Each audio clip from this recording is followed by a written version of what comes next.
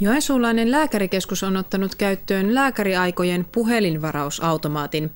Puhelimessa käytettävän automaatin avulla pyritään purkamaan aamuisia ajanvarausruuhkia ja vapauttamaan henkilökuntaa asiakaspalveluun.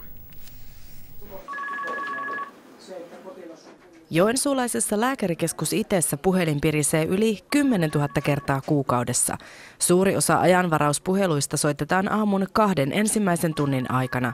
Jopa puolet puheluista voitaisiin hoitaa uuden ajanvarausautomaatin avulla. Se oli tosi semmoinen helppo, että ei tarvitse nappuloita yhden kerran, vaan puhelimen nappulla sieltä ja sitten vastaat vain kysymyksiin, mitä sieltä tullaan puhelimen kautta. Että tosi hyvin ja helppo.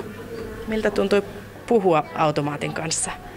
No ei se nyt niin. Ihan se oli kun sieltä hyvin semmoinen lempeä naisääni oli, niin hyvin mukava. Mukavaa, että valitsitte automaattipalvelun.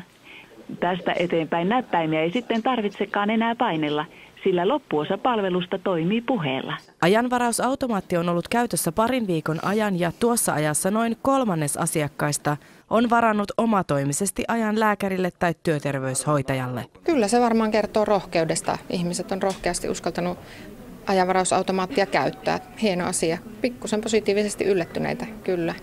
Osa asiakkaista kuitenkin vierastaa koneen kanssa puhumista. Että jos siellä automaattiin vastaava, niin minä en todennäköisesti juttele mitään, että se on vähän minun juttuja sille. Että kyllä sillä pitää ihmisen olla toisessa päässä.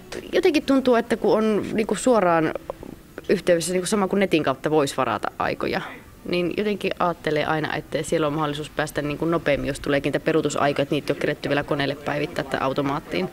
Ajanvarausautomaatin käyttäminen on vapaaehtoista. Asiakas saa halutessaan edelleen henkilökohtaista palvelua. Automaatin ei ole tarkoitus korvata henkilökuntaa. Ennemminkin niin, että asiantuntevan terveydenhuoltoalan henkilöstön resursseja vapautus just siihen, mihin niitä tarvittaisiin, eli neuvontaan ja ohjaamiseen.